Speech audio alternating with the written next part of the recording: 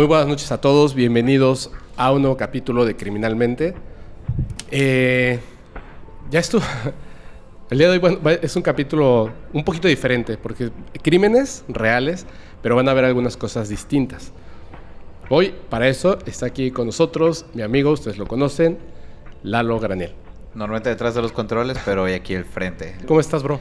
Muy bien, muy emocionado. La verdad es que desde el capítulo paranormal justo fue asesinos seriales, entonces me gusta mucho este tema. Y el de hoy además me involucra mucho porque estuve metido como en algún tema parecido. ¿Ah, sí? Y, sí, entonces estuve ahí medio involucrado y justo del que yo hablo, mi familia, esta parte es parte de esa religión, entonces sí conozco ahí medio esos temitas. Ah, caray.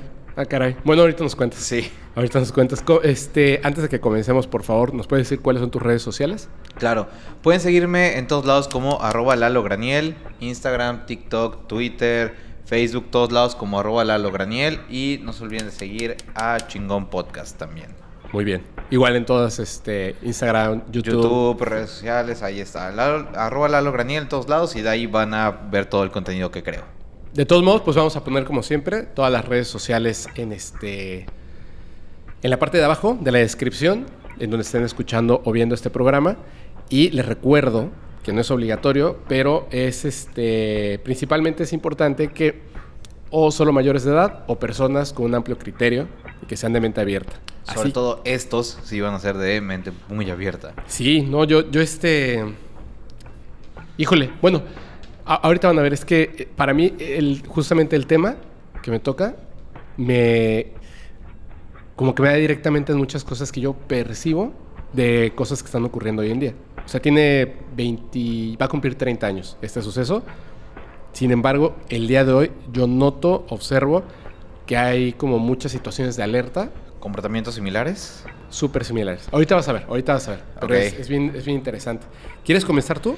Claro, pues me interesa mucho tocar el tema de las sectas. Ajá. Digo, justo estaba leyendo y me topé con un texto, aparte por una estudiosa de la Iglesia Católica, que decía que no los podemos llamar como sectas, sino que los llamamos nuevos movimientos religiosos, ¿verdad? ¿Nuevos movimientos religiosos? Sí. Pero, pues bien, el diccionario sí nos dice bien claro que la secta es el conjunto de seguidores de una parcialidad religiosa o totalmente religiosos, con una creencia ideológica que, independientemente de la religión, pues siguen a un líder. Ajá.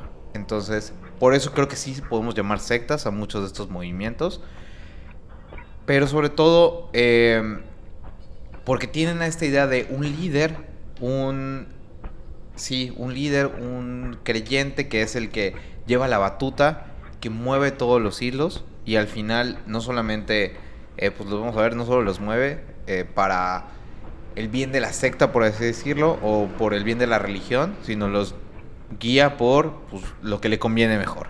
Claro, hacia sus creencias, ¿no? En particular. Totalmente, hace sus creencias, manipula, empieza a mover todos los hilos. Entonces, obviamente dentro de los tipos de sectas, pues hay varias, ¿verdad? Casi todas, porque no puedo decir que todas, pero sí muchas o casi todas, dependen de una religión mayoritaria. Ajá. Sabemos obviamente que acá en el occidente, pues casi todas vienen o del catolicismo o del cristianismo. Así es. Y en el oriente, pues también vienen del budismo o del taoísmo. Se dividen también algunas sectas en esa zona. Ajá. Pero aquí tú has oído hablar de los adventistas del séptimo día. He escuchado, pero no sé qué es exactamente. No sabes exactamente. No. Ok, es una derivación que viene del cristianismo como Ajá. tal. Sobre todo empieza en Estados Unidos, que es aquí donde te digo, tengo familia que son adventistas del séptimo día. Es una rama podría ser como ultra derechista o muy rígida. Conservadora. Muy conservadora, sobre Uh-huh. todo. Inicia en Estados Unidos y esta rama, pues, te digo, es súper conservadora. Delimitan mucho la sexualidad de los practicantes. O delimitan qué pueden comer y qué no. Incluso te digo, tengo una tía y conocidas que son de ahí y me decían como no puedo comer animales de pezuña dividida. ¿De pezuña dividida? Así les dicen, O animales sea, como de pezuña una dividida. vaca. Cerdos, vacas, etcétera. Solamente pues pollos y pescados comen, por ejemplo. ¿Y sabes cuál es la razón? Sí, en la Biblia, en el Antiguo Testamento, se basan mucho en el Antiguo Testamento. Ajá. Dice que justo no comerás animales de pezuña dividida porque de entre ellos saldrá el Cordero de Cristo. Un texto más o menos así, entonces lo interpretaron y lo toman tal cual. Se basan casi siempre en el Antiguo Testamento y ellos no creen en la llegada de Jesucristo, creen que todavía está por llegar el Mesías. El Mesías. El Mesías. Y que el Mesías va a llegar con el Apocalipsis. Más o menos así lo van relacionando. Se parece también a la secta de la que te voy a hablar. Ok, sí. En algunas cosas. Muchas de estas sectas buscan el tema del Apocalipsis o va a llegar como el día del juicio, algo por el estilo, el día del mal, que pues va muy relacionado con el fin de las sectas normalmente. La purga, el cambio total, el fin. El fin de los tiempos, el fin de una era y casualmente siempre son ellos los elegidos. Casualmente. Entonces, todo inicia con estos adventistas del séptimo día. Sale un personaje muy... A ver, espérame. O sea, los adventistas del séptimo día es una religión tal cual hoy en día. Es una religión que hoy sigue.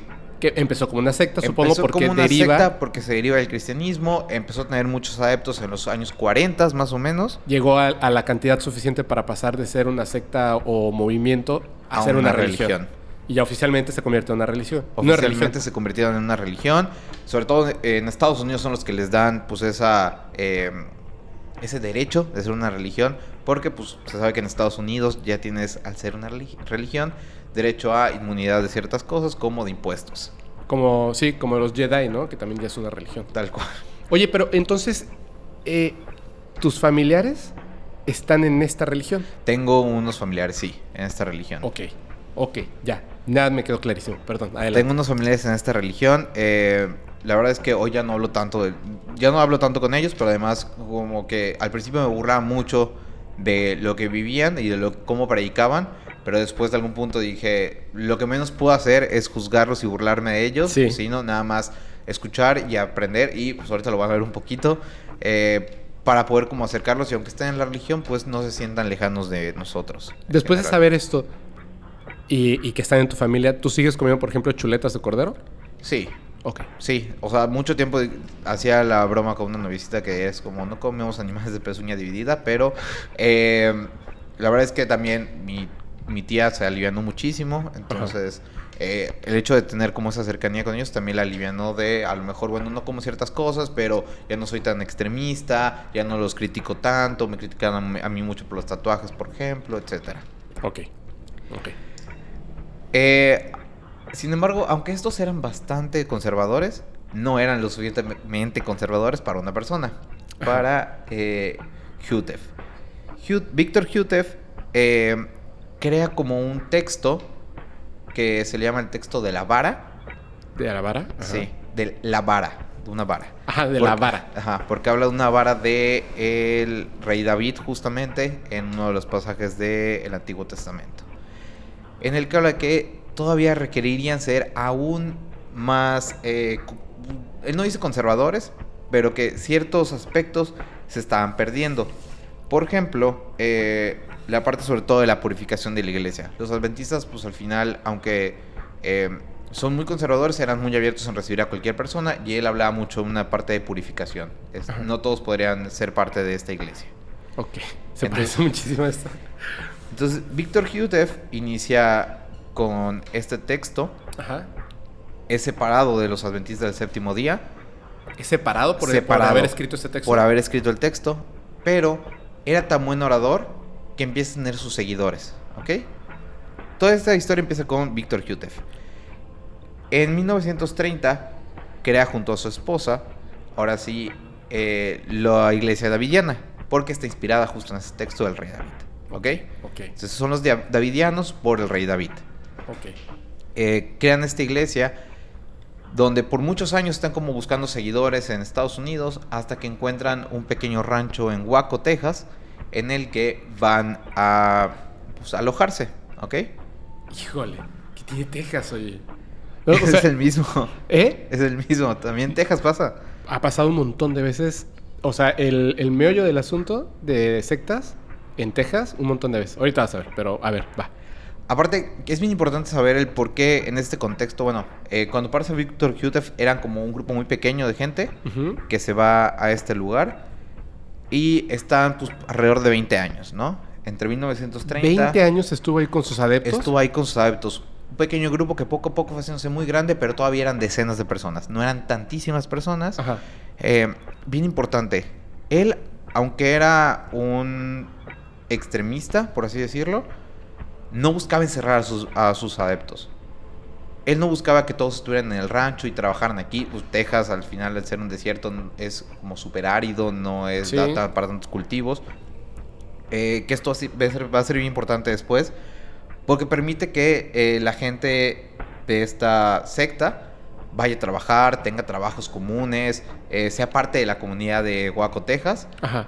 Iba todo el tiempo nada más al rancho. De hecho, pues así era como generaban dinero, porque pues aunque él creía que podías vivir nada más de la tierra, pues realmente no, sobre todo en este lugar, en este pequeño rancho. Claro, había que pagar luz y todo, ¿no? Entonces, estas personas tenían como que su vida normal en la sociedad, pero se reunían en el rancho. Nada más era su religión, ellos estaban en el rancho. ¿Cómo ir a la iglesia? Sí, como ir a la iglesia, pero ahí vivían. Es como ahí vivían. ¿Cuándo sucede como los primeros cismas, el primer quiebre de esta religión? Cuando muere en el 55 Víctor Jutef, ¿ok? O sea, el fundador muere. El fundador muere y ¿quién lo hereda? Pues su esposa. Ojo, Víctor Jutef no solamente creía firmemente en esto, sino que él juraba que él tenía visiones. Él juraba que tenía visiones donde casualmente siempre se le presentaba a Dios y le decía que ellos eran el pueblo elegido, que iban a poder salvarse en el último día. Entonces, él siempre creía en estas visiones.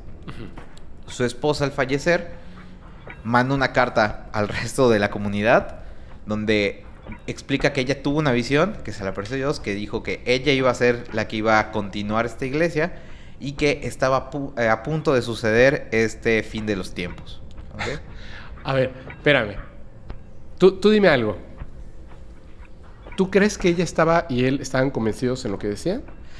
Por lo que estuve leyendo, fíjate que de Víctor Jutef, aunque existe bastante como información, por ser el fundador, casi todos son textos, pues al final, anecdóticos de la gente que estaba ahí. Yo sí creo que él sí creía firmemente lo que pensaba. Al principio, ¿no? O sea, hasta que genera el texto, la forma correcta de vivir, va a llegar el apocalipsis. Porque aparte, justo en esta iglesia, pasa algo bien extraño en el que la gente es... los líderes de esta iglesia son sumamente ególatras, tanto que se ciegan y sí creen lo que pasa. Okay. Sí creen sus visiones.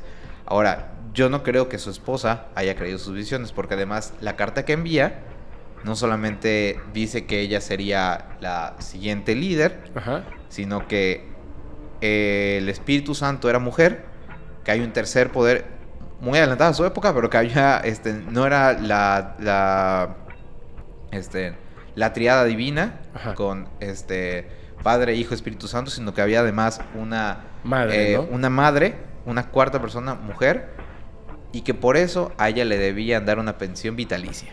Ah, caray. Es por eso que te digo que a lo mejor ya no creía tanto ella y dijo, es mi momento, si no, pues me van a tirar a la basura. Sí, se me hace súper conveniente, ¿no? Que fallece el líder, que resulta que es tu esposo, y cuando en el momento en el que todo el rebaño está así como de... ahora que Dios le oramos, dice, acabo de tener una visión. Justamente siempre tiene una visión cuando está a punto de pasar algo importante. Claro. Hasta aquí como que no había tanto movimiento en la secta, pero pues de alguna manera era, pues bueno, es la esposa de quien creó la iglesia davidiana, pues como que le creían, pues si estuviste tanto tiempo junto a Víctor no pasa nada. El rollo es que ella da una fecha, y es aquí donde muchos líderes de secta se equivocan. Dan una fecha de cuándo va a ser este juicio final, ¿ok? Y sería en el Monte Carmelo, a unos kilómetros, básicamente, del rancho. Ella pone que en 1955 va a ser este día, de hecho me parece que es un 28 de febrero, casualmente, va a ser este día el juicio final. Y entonces se va con toda la iglesia y llegan al monte. De hecho, es medio parecido a este capítulo de Los Simpson, donde van todos al monte con sus globos. ¿Al monte con sus globos? Sí, que Homero tiene una visión que va a ser el fin de los tiempos. Van justo a una meseta, van todos con sus globos y pasa el día del juicio. Es una parodia, ¿no? Es una parodia, justo algo similar. Pero de entonces lo que les ella ocurrió. apenas se volvió la lideresa, inmediatamente ya, el juicio final es En 5 años. Dijo, va a ser en 5 años. preparémonos. Se preparan todos, espiritualmente se preparan.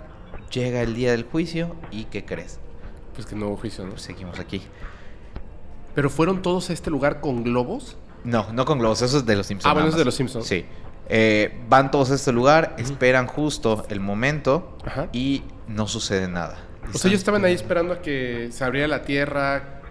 A que se abriera la tierra, ellos estaban llenos de fe, estaban armados, es bien importante, al estar en Texas pues tienen derecho a armas, entonces ellos iban a combatir al ejército de Satanás, entonces estaban armados. ¿Sí? Uno de sus principios es que pues siempre esta secta estuvo armada. Obviamente no sucede nada. Ojo que eso es como el inicio perfecto para una película de serie B. ¿Y qué es lo que hacen? Pues se divide, obviamente. Claro. Claramente se divide los davidianos a la mitad. Unos dicen que ella obviamente se justifica diciendo no, seguramente no creyeron firmemente, por eso ya empezó este día, etcétera. Y Se empezó otros a justificar de un montón de se formas, empezó ¿no? a justificar y otras partes se va. O sea, otros dijeron adiós. O sea, ya no te creo nada, ¿no? Ya no creo más. Fíjate que la religión sigue todavía, los davidianos. Ujú. Muchos siguieron creyendo, pero pues nada más dejaron el rancho. Fue como, yo no estoy dispuesto a seguir con mi líder, así como sucede hoy en la Iglesia Católica, por ejemplo. Yo no estoy dispuesto a seguir con mi líder, se van, pero siguen creyendo y siguen llegando a las prácticas. Ok. Hasta acá, ¿cómo van esas visiones que han tenido justamente todos? ¿Cómo que cómo va? ¿Cómo las ves?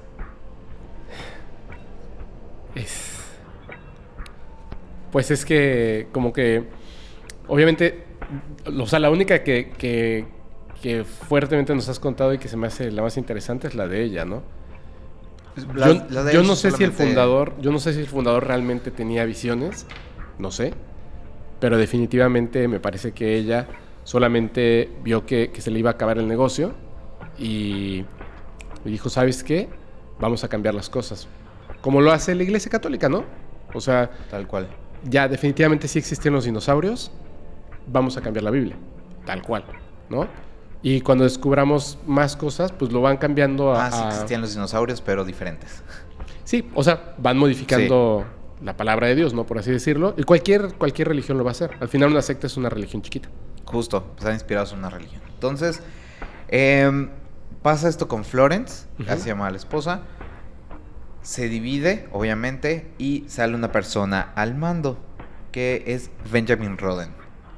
Benjamin Roden, de él no se tiene como tanta información previa, solamente se sabía que pues era una persona dentro de la iglesia davidiana, muy metido en la iglesia davidiana, de los grandes líderes, y pues justo dice como Florence ya no tiene nada que hacer en este punto, y él se vuelve el nuevo líder de la iglesia davidiana. No manches. Ok. O sea, le quitó el poder. Le quitan el poder, Florence fallece, y aquí Benjamin Roden sigue a cargo de la iglesia. ¿Y también tenía visiones? Aquí él no tenía visiones, él estaba como tranquilo, solamente fue como vamos a seguir las enseñanzas porque que Víctor nos enseñó. Ajá. Entonces seguían las enseñanzas al pie de la letra, muy creyente, muy ferviente de esta iglesia, pero buscaba dejar como toda esta idea de la idea del juicio. Ajá. Sin embargo, pues al final, él, al ser un señor, pasan varios años, hasta los 70s, 80s, fallece y su hijo llega al mando. ¿Okay? Él quería como alejar, Roden. perdón, quería como alejar esta idea de lo del juicio final. Sí, O sea, sí va a haber, pero no sabemos cuándo. él va por completo diferente del juicio final. Él dice, sí va a haber un juicio, no sabemos cuándo, lo único que vamos a hacer es prepararnos y seguir orando y seguir manteniéndonos puros, te digo, muy alejados del tema de la sexualidad, muy alejados de las pretensiones, de los lujos, por eso vivían en un rancho, pues al final, de una manera muy equitativa, de manera prudente, sin lujos al final. O sea, eso era lo que buscaba. Benjamin Roden. Y entonces fallece y queda su hijo. Y queda su hijo a cargo, ¿ok? Queda su hijo a cargo ya no por una instrucción divina, nada más era como pues era él, ¿no? Ya. Era pues el que le seguía básicamente al mando. Él conocía toda la iglesia, creció ahí en el rancho al final. Me parece que nació incluso en el rancho, el Benjamin Roden. Pero es aquí donde entra la persona que vuelve famoso a los davidianos, que es Vernon Howell. Vernon Howell, también conocido como David Koresh, es una persona que se mete posteriormente a la iglesia, ¿ok? O sea, él no formaba parte. Él no formaba parte de la iglesia davidiana. Voy a hacer como un pasito atrás de la muerte de Benjamin Coren, de Benjamin Roden. Vernon Howell, hijo de un padre que los abandona a los meses, a él y a su madre. Su madre tiene 3 hijos más. Y después los abandona por un drogadicto exconvicto y deja a los 4 niños con la abuela. Órale. A los 4 o 5 años que tenía Vernon Howell, ¿ok? Wow. Los deja y pues él obviamente a ser hijo de padres que lo abandonaron, al crecer solamente con la abuela, ser hermano que aparte no era hermano de sangre de los otros 3, muy buleado, sufre de tartamudeo, sufre de problemas de aprendizaje. De hecho dicen que abusan de él, gente mayor en su escuela. Es muy tímido y muy retraído. Y por lo mismo era muy inseguro de sí mismo y le iba muy mal en la escuela. Ajá. Pero muy muy mal en la escuela. Ahora, todo el mundo creía que él era un retrasado básicamente. Ok. Así lo mencionaba, es como la abuela y todos decían como, debe tener como algún tipo de retraso. Sin embargo, él desde bien chavito ya se sabía todo el Antiguo Testamento, así del primer versículo hasta el último del Antiguo Testamento. Desde los, 11, 13 años ya se sabía esa parte. Entonces todo el mundo decía como, realmente no es que sea tonto, es muy inteligente porque se lo sabe. Y cuando predicaba la palabra de Dios, pues llamaba mucho la atención porque era algo que sí sabía, pronunciaba elocuentemente. Entonces decide adolescente dejar la escuela, ¿okay? Y seguir este camino de la iglesia. Acá todavía era cristiano, ¿okay? Ajá, él todavía no estaba con los davidianos. Todavía no estaba ni con los davidianos ni con nadie, un cristiano más. ¿Qué es lo que sucede? Pues a tener como todo este repele de la madre, el desapego de sus compañeros, al estar como solo mucho tiempo y ver que de aquí empieza a tener como algo de poder, pues empieza a meter como justo a las diferentes iglesias. Es cuando justo dice que se vuelve cristiano, que se vuelve como muy adepto al cristianismo, porque dice que es lo que lo salva a él. Y él teniendo 19 años, embaraza a una chica de 15. Embaraza a una niña de 15 años. Y pues, ¿qué crees que fue lo que hizo? No me digas. Siendo el papá, Ajá. siguiendo los pasos del papá, ¿qué crees que hizo? Los abandonó. Abandona a su hijo ya a la madre y se refugia en la iglesia de Adventista del Séptimo Día.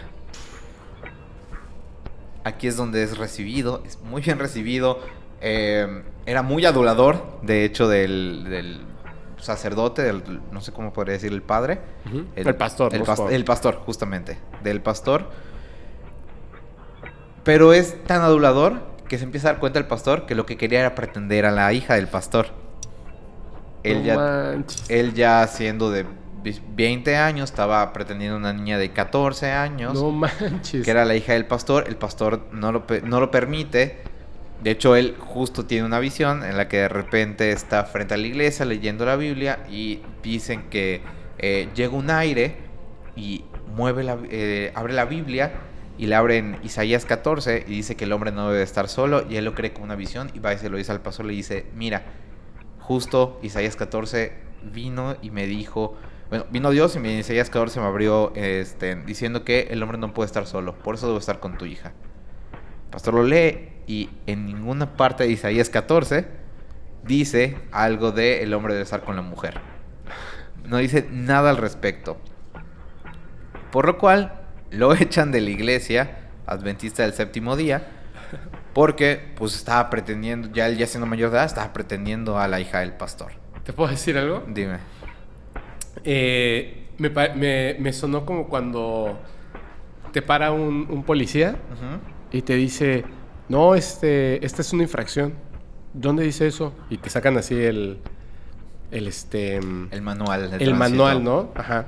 Las reglas de tránsito. Y te dicen, aquí en el manual está. Y le dices, a ver, enséñame en dónde. ¿Usted lo ha leído? Porque yo sí. Ah, ok, pues enséñame dónde. ¿Dónde? Y empieza la discusión porque se la sacó de la manga, ¿no? Me parece que él pensó que el pastor no había leído la Biblia, ¿no? Y como él se la sabía de memoria... Sí, claro.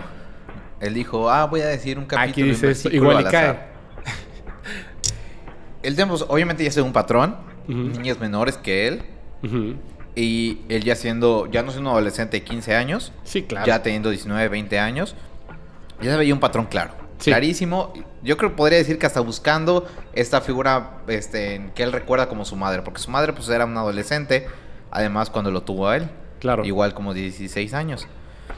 Entonces... Y también puede ser un patrón por el abuso, supongo, ¿no? Que se supone que tuvo.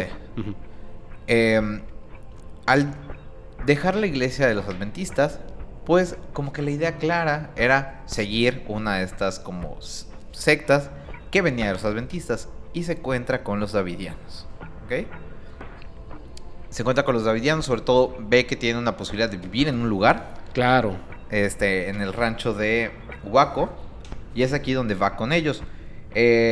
Roden lo recibe de manera natural. Él está bien chavito, él te digo, está en sus 20 años. Roden a lo mejor ya un poco más maduro, de unos 30, 40 años.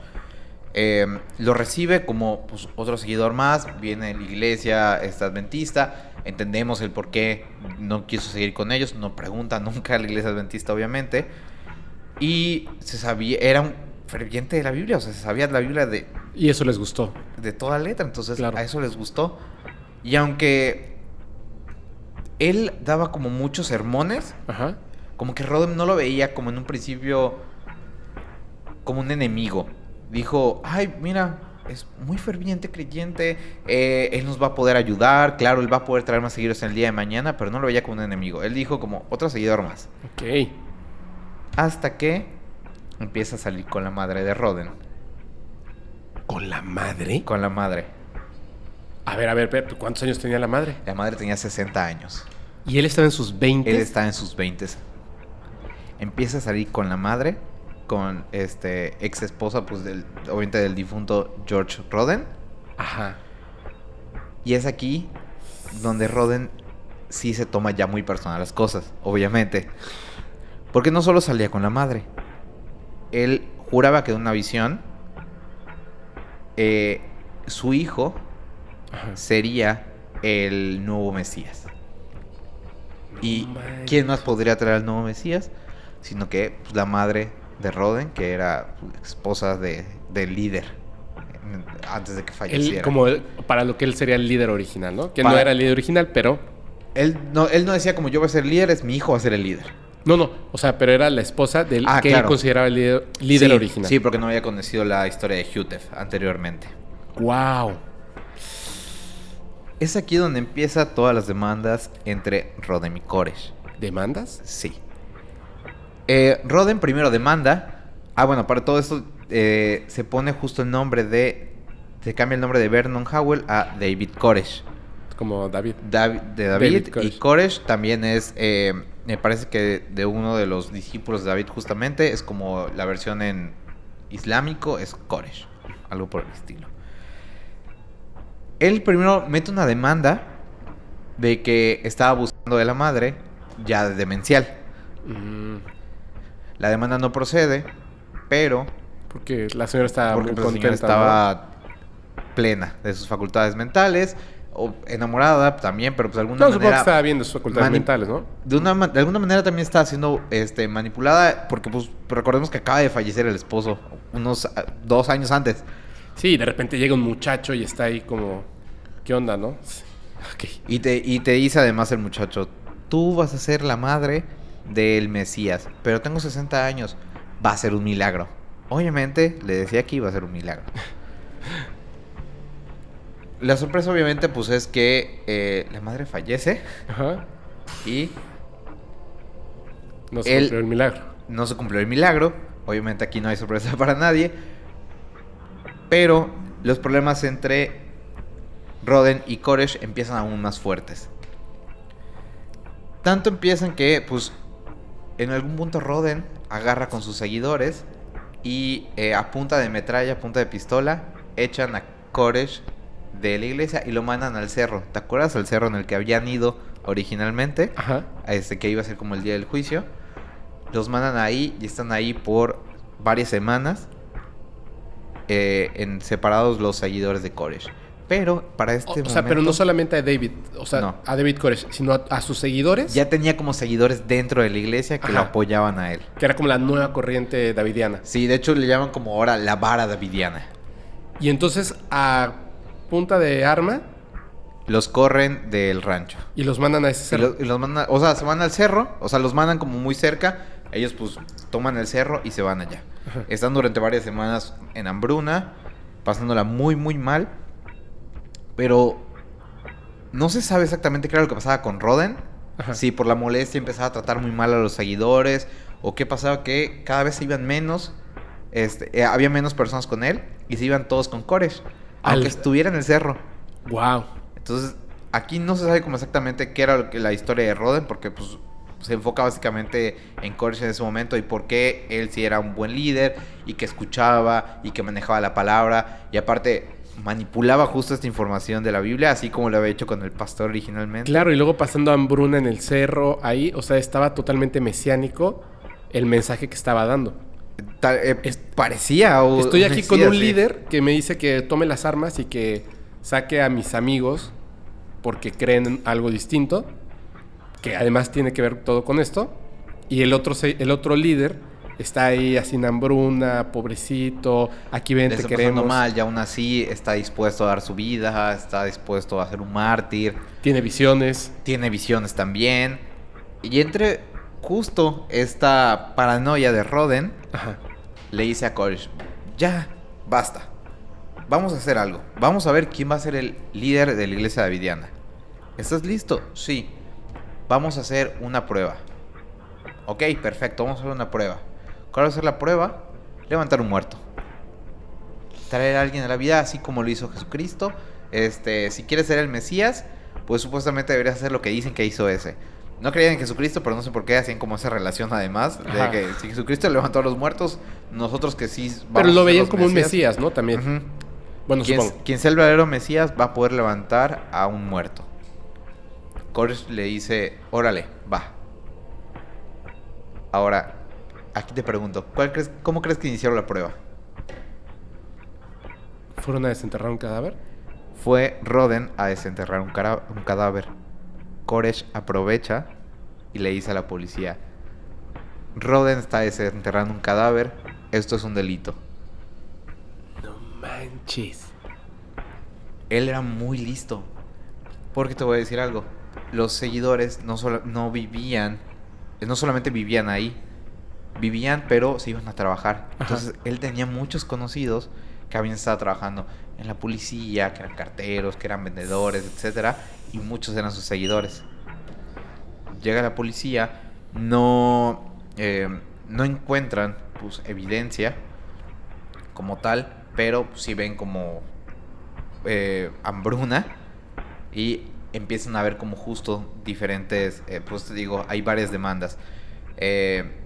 Empiezan a demandar a ese Roden, otra vez vuelve a demandar a Koresh por abuso, por negligencia, por tener a la gente en el cerro, y vuelve a demandar al otro, hasta que los seguidores de Koresh entran un día justo para sacar evidencia de uno de los delitos. En específico era del cuerpo el que buscaban, pero estaban buscando como evidencia de cualquier tipo de delitos. Entran a punta de armas y se meten al rancho. Supuestamente consiguen la foto. Una foto. Uh-huh. La foto de la evidencia de que Roden estaba exhumando cuerpos. Nadie menciona realmente una cámara ahí. Todos dicen que agarraron pistolas porque estaban en medio del desierto, de una montañita, una meseta. No sabe dónde tenían una cámara. Uh-huh. Digo, ya en los 80s ya podrían tener cámaras, pero nadie sabe cómo tienen una cámara. Supuestamente entra la demanda. Roden se salva de la demanda, pero pues ya sus seguidores ya no lo siguen, porque pues aquí es donde justo Koresh aprovecha, regresa. Bueno, está como en ese plan de regresar. Muchos de sus seguidores en el cerro se empiezan a meter como infiltrados. Y en una de esas, no saben cómo, Roden es asesinado por un arma blanca. Nadie sabe quién. Nadie sabe quién, nadie dice nada. Al final, pues la O sea, policía no despierta ya. no se mete, porque es como lo que está sucediendo en el rancho. Aquí sí recordemos que, pues, como en Estados Unidos, muchos lugares como en Texas, en Utah, te dan la posibilidad de libertad de culto. Ajá. Entonces no se pueden meter porque... Y además no saben, si no lo reportan. Si no lo reportan y la libertad de culto dice nosotros vamos a tratar a nuestros muertos como querramos, no hay ningún problema. Entonces, pues nadie se mete y Koresh sube al poder. Es aquí donde además afianza como este liderazgo con una de las hijas de uno de los grandes seguidores de Roden. Se llama Lauren, justo su esposa. Ajá. Él ya estaba como pavo real. Aquí ya nadie me va a tocar. Si Roden, que era el hijo de Lauren y de George Roden, que fueron los que recuperaron esta iglesia, no me hizo nada. ¿Quién me va a tocar ahora? Ya estaba en el punto en el que yo puedo hacer lo que sea. Casualmente, con Lois, con la ex esposa, por así decirlo, la mamá de Roden, Ajá. él buscaba practicar la monogamia, porque pues, siempre la iglesia adventista y los davidianos eran, te digo, monógamos y pues muy como alejados del tema de la sexual. Es como solamente para poder tener hijos y ya. Claro. Casualmente aquí, ya teniendo todo el poder, ven una visión que ya existe la poligamia. David. Veo una visión. David Koresh tiene una visión en la que dice que ya existe la poligamia y que ya no iba a ser un solo Mesías. Iban a ser 24. Y todos iban a ser sus hijos. ¿Sus hijos iban a ser los Mesías? Sus hijos iban a ser los Mesías. Y son 24 Y hijos. 24 tenía que tener. Entonces empieza a tomar esposas. La segunda esposa que tiene, digo, después de Lauren, la segunda que tiene es una niña de 14 años. De ahí mismo, De ahí mismo del rancho. Y luego toma además a la hermanita de 12. No manches. Aquí es donde vamos a decir qué estaba haciendo el gobierno. ¿Ok? Ajá. La gente podía entrar y salir y se escuchaba ya el chisme de que pues, estaba pasando esto en el rancho. En Texas estaba la ley, no sé si sigue, pero en ese momento estaba la ley de que si una niña de 12 años tiene la aprobación de sus padres, puede casarse con alguien mayor de edad. Y obviamente tenía la aprobación de sus padres porque estaban aquí. En este momento es cuando justo dentro de lo que estuve leyendo, un cuestionamiento que había de un psicólogo era ¿qué tan libre eres justo para decidir? Claro. Si todo tu entorno alrededor te dice que vayas ahí, si todo el tiempo te adoctrinaron, te están diciendo, tus padres entregándote para el líder, para que seas la madre de uno de los 24 Mesías. Sí, claro. No. Ya o sea, no tienes elección. Ya no tienes poder de elección, de decisión. Por supuesto que no. O sea, incluso si quieres, grupalmente te están presionando a actuar de una cierta manera. No tienes decisión. O sea, no puedes hacerlo. Empieza a ser polígamo, aparte con el dinero de ¿Pero la todos gente. o solo él? Solo él. Obviamente, Solo el líder puede ser polígamo. De hecho, prohíbe en algún punto las relaciones entre esposos.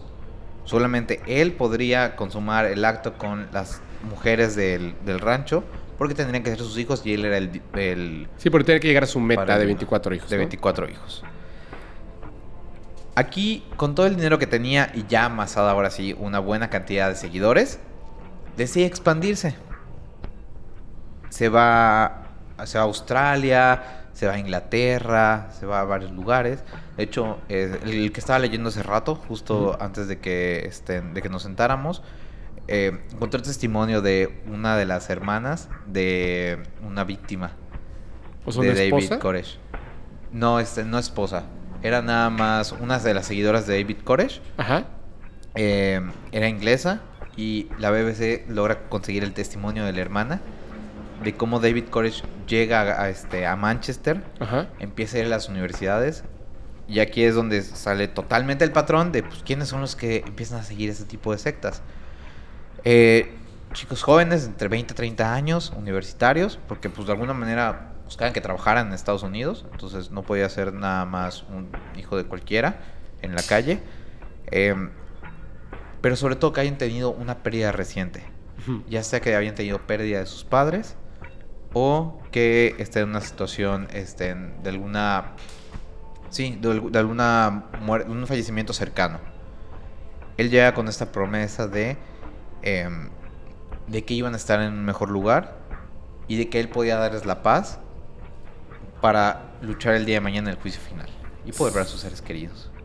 Entonces, esta chica cuenta que empieza a ver a su hermana cada vez más triste, hasta que un día le cuenta, fíjate que porque eran adventistas del séptimo día. Ajá. En Manchester ellos, entonces también ultra religiosos, que un día dice que va a la universidad y regresa toda contenta a su hermana diciendo, escuché la historia de una persona, me llevó mi amiga, habló súper bien, creo que ya encontré a dónde tengo que ir, pero ¿sabes qué? No solo eso, me escribió un poema. Y empieza a mandarle poemas. Ajá. Y la hermana cada vez se va más y más de la casa para estar con los seguidores de Koresh en Inglaterra. Eso es lo que cuenta la hermana. Llega el punto en el que se pelea con la familia y dice que ustedes obviamente no me entienden, no saben lo que estoy pasando, él es el único que me comprende, de una edad donde estaba súper vulnerable, y él le decía, si la gente no quiere estar cerca de ti por lo que crees, pues mejor tú aléjate. Y así se empezó a llevar a gente de otros países a Waco. No manches. Entonces ya tenían así el ranchote con un montón de gente ahí. Ya tenía el rancho con ya más de 100 personas. Ya había, de hecho, ya dicen que rondaba ya las 200 personas. Gente trabajando para el rancho, gente trabajando en las afueras. Pero ¿te acuerdas que te decía que había un tema que desde el inicio ellos creían fervientemente que necesitaban tener para el día del juicio? ¿Qué cosa? Las armas. Ah, sí. Tenían que tener las armas.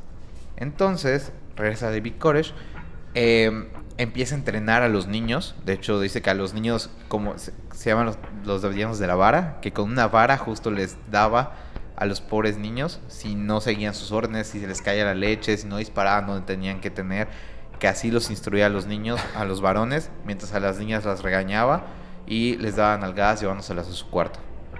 A las niñas las privaban en su cuarto para que ahí las pudiera castigar. No inventes.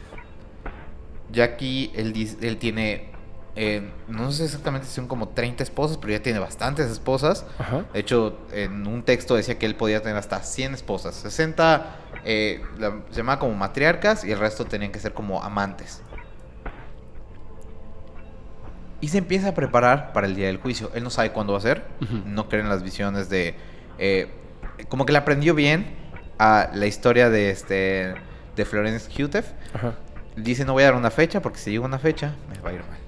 Pero siempre hay un enemigo claro. Esto es bien importante de las sectas. Hay un enemigo claro, que el diablo, el mal, los contrarios. Siempre hay alguien que nos está llevando todo a la contraria y que no quiere que lleguemos a nuestra meta. Y hay un día del juicio. Puedo no tener la fecha, pero hay un día del juicio. ¿Cómo se empieza a preparar? Empieza a comprar armas. Gasta más de $150,000 en armas. Se da cuenta que además es negocio. Compra armas semiautomáticas, las convierten en automáticas y las empiezan a revender. No manches. A todo esto, pues obviamente en el rancho todos podían entrar y salir. La gente podía ser parte de la comunidad o se iba. Los que se iban ya empezaban a denunciar temas de maltrato, de abuso infantil, de abuso sexual contra las niñas, de maltrato hacia los niños, de que ya pasaban hambrunas y estabas en contra de lo que decía Koresh, pues te recluían o te sacaban al cerro como le habían hecho a él. Entonces ya había una idea de maltrato. O sea, como que acusaban, pero el padre decía no. No había evidencia. Obviamente no había evidencia porque los padres no permitían que la policía entrara, entonces no podía interceder. Y es aquí donde la tragedia que sucedió en parte comienza a ser parte de la policía. No podemos quitarle a David Koresh toda esta carga de lo que hizo, pero ¿se pudo manejar de otra manera para tener resultados diferentes? Sí. Y ahí va. Obviamente no lo podían detener por estos cargos, pero el FBI encontró el cargo de los $150,000 en armas. Y empiezan a rastrear que ya hay venta de armas automáticas y que eso pues, no está permitido. Claro, no es así nada más, ¿no? Y encuentran una orden de David Koresh por 4 granadas de mano. Uf. Aquí se mete la ATF, la Agencia de Alcohol, Tabaco y Armas de Fuego y Explosivos, para poder intervenir.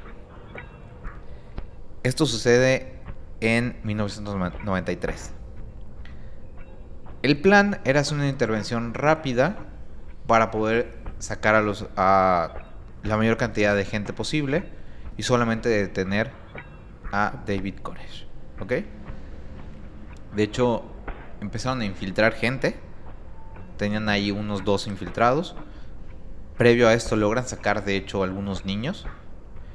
Pero el 28 de febrero del 93 comentan que va a ser el primer golpe, ¿ok? De hecho, buscaban que fuera el primer y único golpe para el rancho de Waco. ¿Cuál es el problema? Que la ATF no era el FBI. Lo que querían era el reconocimiento. Ay. Le hablan a los medios. Los medios van para difundir la noticia. Y un joven periodista se pierde en el camino. Porque pues era un rancho en medio del desierto. Se pierde en el camino, se encuentra con un cartero. Le dice al cartero: oye, cartero, ¿dónde está el rancho de David Koresh? Yo estoy yendo para allá. Claro, ¿para qué estás yendo? Fíjate que va a entrar la policía y soy periodista, vamos a tomar justo la nota. El cartero era uno de los seguidores de Koresh, porque trabajaban afuera. Y le digo, es para allá. Y se fue a correr hacia el otro lado, ¿no? Llega el cartero y les dice: ya vienen por nosotros. Se preparan. Y en la noche, cuando va a empezar la ATF a tomar el rancho, ellos preparados comienzan una balacera. Contra la ATF. Contra la ATF. De ida y vuelta hay disparos por alrededor de 5 horas. Ajá. Con 6 víctimas, tanto de la ATF como de la iglesia davidiana. Wow. Se hizo la balacera ahí así, todos para defender a David y... Porque ellos estaban claros de que ya tenían un enemigo. Y ahora el enemigo, los que no los dejaban tener su día del juicio, los que no les iban a permitir llegar, era el gobierno norteamericano. Y ellos solo querían profesar libremente. Y ellos creían que pues de alguna manera era el demonio que los seguía, etcétera. Esto solo es el inicio de un infierno que dura alrededor de 50 días. 50 días de que estaban ellos atrincherados y la ATF viendo cómo hacía para entrar. Se llama el gran asedio de Waco, porque justo atrincheran todo. Aparte es no bien curioso, pero todo está muy documentado porque justo hablaron a los medios. Entonces la televisión siguió esta historia por 50 días. Wow. Hay videos de la tele donde están justo haciendo reportajes día con día. De hecho, creo que hay un documental donde va narrando como justo hay uno en Netflix, historia. ¿no? De hecho. Sí. Sí, justo es el Netflix. Donde va narrando justo estos como 50 días de qué es lo que está pasando. Empiezan cortando, pues obviamente, suministros de alimentos, porque no se podía sembrar ahí. Entonces poco a poco se han quedado sin alimentos. Después le quitan la luz. Todo esto con tiroteos entre los diferentes días, entre la ATF y los davidianos. Se cree que, o se dice, porque aquí es también lo que los medios comentaban, pero los davidianos que sobrevivieron después del asedio, que salen del asedio, comentan que se les había prometido ciertas cosas y que ya empezaban a liberar gente. Ajá. Pero que la ATF no cumplía. Y David Koresh era un fiel creyente de lo que él decía. Y era de un ego tan grande que él no se iba a permitir perder. Él no iba a permitir que su pueblo perdiera.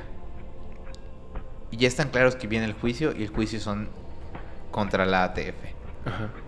Te digo, empiezan a liberar como unos rehenes. Él incluso dice que se va a dejar atrapar. Ajá. Si le permiten dar un mensaje. Este mensaje nunca llega a la televisión. Se dice que David Koresh sí lo envía a la tele, pero al nunca pasar, se vuelven a trincherar. De hecho, entre uno de estos días, de repente un día aparece humo de un lugar. No se sabe exactamente de dónde nació. Se cree que eran gases que tiraban los policías. Y las lámparas, porque pues, no tenían luz. Les cortaron después el agua. Los infiltrados comentan que nadie sabía, de repente en un granero había humo y habían pequeños incendios durante estos días. Hasta que llega el día 51 y dicen, listo, vamos a entrar y vamos a tomar a como sea posible el rancho. No manches. Dentro de las entrevistas a los policías dicen que ellos tenían medidos los cartuchos. Ajá. Y de hecho uno que vi de History Channel, él comenta que tienen que dar un reporte de cada disparo hecho. Le revisan cuántas balas tienen en el día, y al final del día tienen que dar un reporte. Si tienen menos balas, cuántos disparos hicieron, en qué posición, y es corroborado como por todos. Entonces ellos dicen que no dispararon nada. Empieza el mediodía esta última intervención. En la última intervención se mete la policía con gas lacrimógeno. Ajá. Los davidianos empiezan a disparar hacia afuera.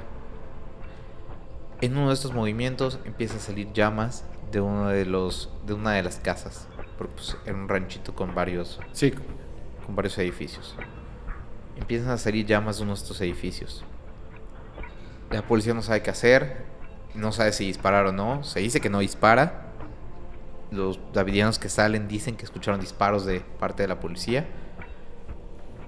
El punto es que dentro de este gas que empiezan a tirar, sucede un segundo incendio en otro de los edificios, donde se supone que ya está la mayor cantidad de gente.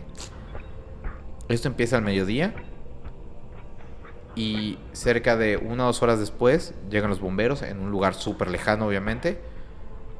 Pero al querer conectar agua para poder apagar los incendios, les habían cortado el suministro de agua para que salieran. No manches. Hay un estallido de uno de los tanques de gas. Uf. Y de repente, cerca de la noche, tarde-noche, ya todo el rancho está en llamas. Ya no se escuchan disparos. Los policías que pueden intentan sacar las pocas personas que pudieron. Ajá. Y solo sobreviven alrededor de 11 personas. ¿11? 70 y tantas personas pierden la vida ahí. Dentro de ellos, David Koresh. El tema aquí es que además Koresh no perdió la vida entre las llamas. Lo encuentran con un disparo en la cabeza. ¿Él se ejecutó? No se sabe si él mismo, si fue uno de sus seguidores en locura, si o fue él pidió de los infiltrados, si pidieron, si alguno de los infiltrados justo fue, y aunque tenían la consigna de llevarlo con sus autoridades, le habrá disparado. O él le pidió a alguno de sus miembros a ver que ya todos estaban falleciendo. Ejecútame, ¿no? Puede ser. Los que sobreviven justo dicen que él no creía en el suicidio. Ajá. Él no creía en ese tema, porque esto era en contra de la Biblia. Entonces dudan mucho que haya sido de esa manera. O sea, que él lo haya hecho, no. Que lo haya hecho, dudan mucho. Sin embargo... Pero sí le pudo haber pedido a alguien, ¿no? Que lo hiciera por él. Sí, sin embargo, pudo haber sido una revuelta. Pudo haber sido que él les pidiera a otras personas, porque no es el único que aparece con disparos. Pero no se sabe si fue su séquito más cercano los que entre ellos inician estos disparos ya en medio del incendio. Lo que sí sabe es que 19 hombres, 34 mujeres y 23 niños pierden la vida ese día. El mito no sigue ahí de estos grandes seguidores de Koresh, porque es una religión. El problema es que no dejan de creer en la religión. Años después, uno de estos seguidores aún vivos. Ajá. Porque los que sobreviven y logran escapar llegan a juicio. Ajá. Algunos van a la cárcel, otros tienen el papel, pues no el papel, sino son juzgados ya como víctimas, ya nada más como algún tratamiento médico, psiquiátrico. Pero años más tarde, justo en un aniversario del acontecimiento, una persona va y dispara también ante la policía, diciendo y justificando que era en honor a los davidianos. ¿Le disparó a la policía? En un edificio policíaco. ¿Y todavía existe? La iglesia todavía existe, porque como tal es una religión. Ajá. De hecho, pues esto fue en el 93. Algunos seguidores siguen vivos. Creen todavía fervientemente en esto. Por eso no es como que pudieran acabar con esta secta, de alguna manera. Porque además no buscaban acabar con la secta. Lo único que querían era poder apresar a él, que estaba... Bueno, lo que decía la policía era que quería apresarlo. Ajá. Cuando fue la misma policía la que les dio todas las armas. Venden armas en Estados Unidos, en Texas, todo el mundo sabe que tienen armas. Y que permitió y no hizo nada ante los abusos infantiles. Uh-huh. Permitió que ese monstruo siguiera creciendo hasta que ya no pudo contenerlo y pues ardió en llamas. Verde. Literal se hizo el infierno ahí. Sí. Llegó el apocalipsis. Llegó su juicio final. ¿Te digo una cosa? Ay. Solo es como una mera curiosidad. Ellos hablaban de que iban a combatir a ese ejército de Satanás con armas de fuego. Que iba a llegar el Mesías, que bueno, que ese era el día del juicio final, que iban a tener que fallecer para poder pasar al otro lado. Uh-huh. Más o menos, si lo ves de una forma, pues sí fungió como el ejército de Satanás, este gobierno de Estados Unidos. De hecho, y sí hubo como un infierno con fuego, y sí fue su apocalipsis. Justo por eso no los niños, porque los niños que lograron salir, ajá, de hecho una es una de las sobrinas de David Koresh, ajá, hoy ya grande da un testimonio, pero los que ya eran adultos en ese momento, ellos no creen haber sido víctimas de Koresh. Estaban totalmente claros de que sí fue el día del juicio y que sí estaban combatiendo al ejército del mal. Chispas. Qué feo. Horrible. O sea, es espantoso, pero además es extraño, ¿no? Sí, porque aquí creo que algo que les ocurrió fue que como les daban la libertad de salir, hacer lo que ellos quisieran, los que se rebelaban era porque no eran suficientemente creyentes y pues iban a perder la capacidad de trascender a otra vida. Y los que se quedaban era porque eran creyentes, pero de hueso colorado. Por eso, aunque llegó ese día del gran asedio, ellos siguen creyendo en la iglesia davidiana, porque ellos eran libres de elegir en qué momento irse. Wow. Wow. ¿Y tú alguna vez hablaste con tu familia de esto? Yo no con mi tía, pero yo sí recuerdo mucho esto. Yo nací en el 92, o sea, tenía un año cuando sucedió, pero yo sí me acuerdo que justo cuando fueron el 10 aniversario de esta tragedia, en las noticias de la televisión, a las 7 de la mañana, preparándome para la escuela, vi esta como noticia de el aniversario de los 10 años de esto. Por eso me llamó mucho la atención ahorita que retomé como el caso. Lo leí bien a fondo. Me acuerdo que lo vi en Criminal Minds. De hecho, hay como un capítulo triple de una... Pues no es parodia, sino como un caso muy similar, representando este caso. Entonces, por eso yo lo recuerdo como tan bien. Y de hecho, pues tú sabes, estuve trabajando en coaching unos años. Por eso tengo como bien claro además como esta idea de a lo mejor, por ejemplo, Hughtef, que sí creía bien claro en lo que hacía y él sí creía en ayudar, pero nunca manipuló a las personas. Y como David Koresh aprovecha su lugar, aprovecha su posición para manipular a los miembros, para humillar a los niños, para a la gente que trajo de otros países, pues estaban sin relaciones aquí en Estados Unidos y él les controlaba el dinero. Claro, todo. Si querían salir, ya no tenían con quién apoyarse.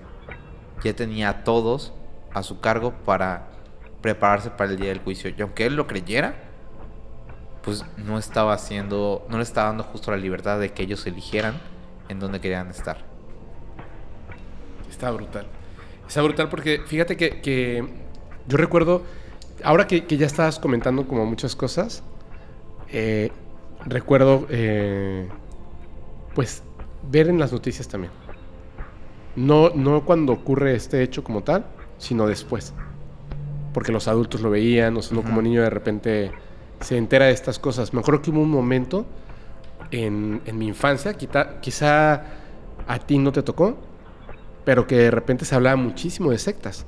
Se hablaba muchísimo, hay parodias en Los Simpson, porque empezaron a surgir muchas a partir de justamente de varias creencias religiosas, de ideas hippies, etcétera. O sea, empiezan como a conjuntar lo que me va bien para generar una nueva idea. Como que justo fue la temporada, ¿no? En la que de alguna manera decae, no puedo decir que muere, decae el movimiento hippie, pero al encontrarse ya en los 80s, 90s con otras ideologías, sobre todo orientales, y con el New Age, como que se conforman justo este caldo de cultivo para muchas sectas. Está súper padre. O sea, está súper feo, pero está súper padre la historia, la manera en que se desarrolla, porque hay muchos puntos que me llaman la atención. Sí, es cierto. Es como por etapas en la humanidad, en la sociedad más bien. Sí. En la sociedad.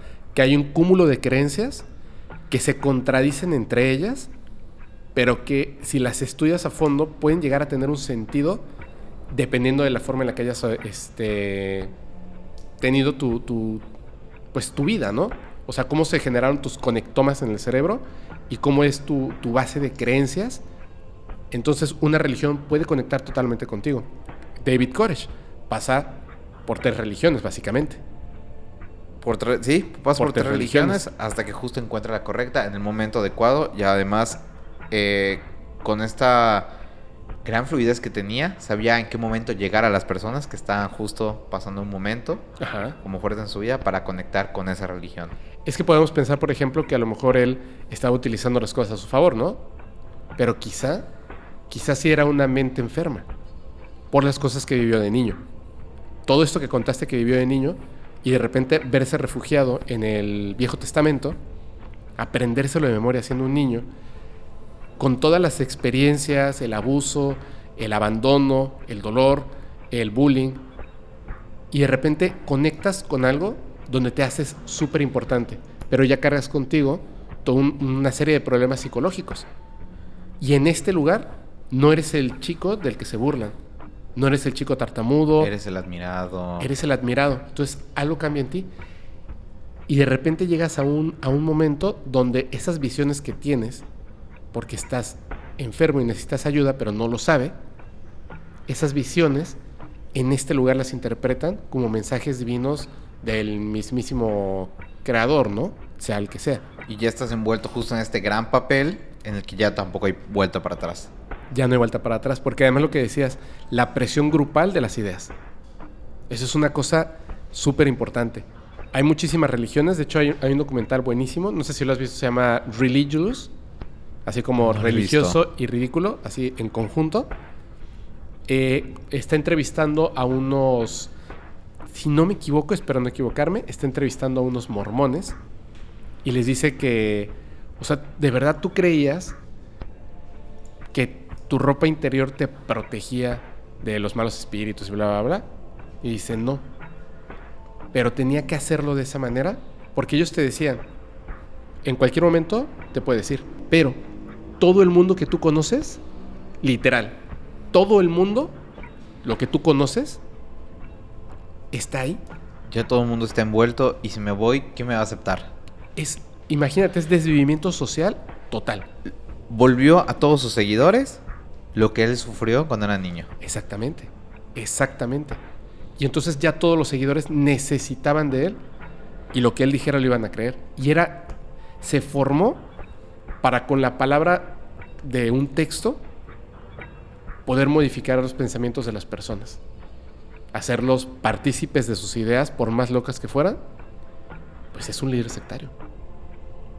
Y además yo pienso que estaba enfermo, ¿no? Sí. O sea, más que aprovecharse de la situación, que por supuesto lo hace como cualquier ser humano, sí creía en lo que decía. Sí, porque él no era un manipulador que en cualquier momento se hubiera entregado, hubiera huido, sino él sí creía fervientemente, si no, no hubiera llegado ahí hasta el final. ¿Verdad? Wow, qué interesante historia, Lalo. Oye, tengo una idea, no sé cómo lo veas. Me parece que está muy interesante esta historia, que esto debiera ser un capítulo. Ok. Y hacer como un segundo capítulo con lo que yo te voy a contar. Va, sin problema. Y así lo dividimos en 2 partes. Entonces, como lo vamos a dividir en 2 partes... Está bien, está bien. Sí, es que está muy bueno. Se los voy a explicar, nada más para que me entiendan. Porque muchas veces en Podcast Paranormal tuvimos como 2 temas muy importantes en un capítulo. Sí. Por ejemplo, no sé, ¿no? De repente hablábamos de El Libro Azul y Betty Barney Hill. No manches, o sea, es que la historia de Betty Barney Hill es un solo capítulo. Es enorme, además. Es enorme. Y la historia del Libro Azul da para 6 capítulos fácilmente. Entonces, ¿qué es lo que ocurre? Que hasta en el arte, para promocionarlo, dice la historia del Majestic 12, el Libro Azul y Betty Barney Hill. Y se tocan apenas como Sí. por encimita. Exactamente. Y desde que ves el arte, pues ni siquiera sabes qué dice ahí, porque es muchísimo texto. Sí. Luego entras y te hablan un poquito de algo y un poquito de algo y un poquito de algo. Y hay gente que hasta la fecha, en varios de esos capítulos, me dicen, oye, ¿cuándo vas a tocar este tema? ¿Cuándo vas a tocar este tema? Ok, esto de las sectas me parece que es bien interesante, pero hay que hilarlo. Sale la parte 1 y la próxima semana la parte 2, para que no se pierda el hilo de la conversación, ¿no? Como Perfecto. Lo tenemos. ¿Va? Entonces, vamos a hacer esto. Te agradezco muchísimo, está increíble. Vamos a continuar nosotros grabando, ustedes lo verán la próxima semana. Y te voy a contar yo ahora a ti acerca de Heaven's Gate. ¿Vale? Buah. No, aparte, me fascina el tema de Heaven's Gate y justo dije, es muy cercano a Fepo, además. Oye, y ahorita van a ver por qué. De hecho, es muy cercano a mí. Es muy cercano el tema de Heaven's Gate. Por favor, ¿nos repites tus redes sociales? Pueden seguirme en todos lados como @LaloGraniel. Y antes quiero darles un mensajito, justo si tienes como alguien cercano a una secta. Lo que dice esta chica de Inglaterra con respecto a su hermana, dice que pues lo único que hicieron fue separarla. Ellos separaron muchos hermanos. Entonces, si tienes a alguien ahí cercano que está viviendo algún tipo de abuso, alguna secta, porque ahorita se volvió muy famoso el tema de una secta que está en el centro y norte del país, que está haciendo como un show en teatros y demás. No lo alejes, justo lo único que necesitas es ser escuchado. Ajá. Y puedes escucharlo y puedes entenderlo. Y lo dije ahorita muy claro con mi tía. Puedes tratar de entenderlo, puedes darle todo tu cariño, aunque en este momento no crea como lo mismo que tú. Pero no permitas que se aleje porque puede sufrir una gran tragedia. Sí. Son sistemas de creencias. No se los vas a quitar en un día. Lo único que puedes hacer es estar allá. Estar ahí, así, como picando piedra, hasta que logres que regrese de este lado, ¿no? Es correcto. Así es. Y también hay ayuda profesional. O sea, también se puede buscar ayuda profesional al respecto. Sí. O sea, hay que tener muchísimo cuidado. Oye, pues muchísimas gracias. Y no te levantes porque nosotros nos vemos la próxima semana con un nuevo capítulo hablando de sectas y de mentes criminales. Muchas gracias, Lalo. Nos vemos la próxima semana. Nos vemos la siguiente semana. Bye.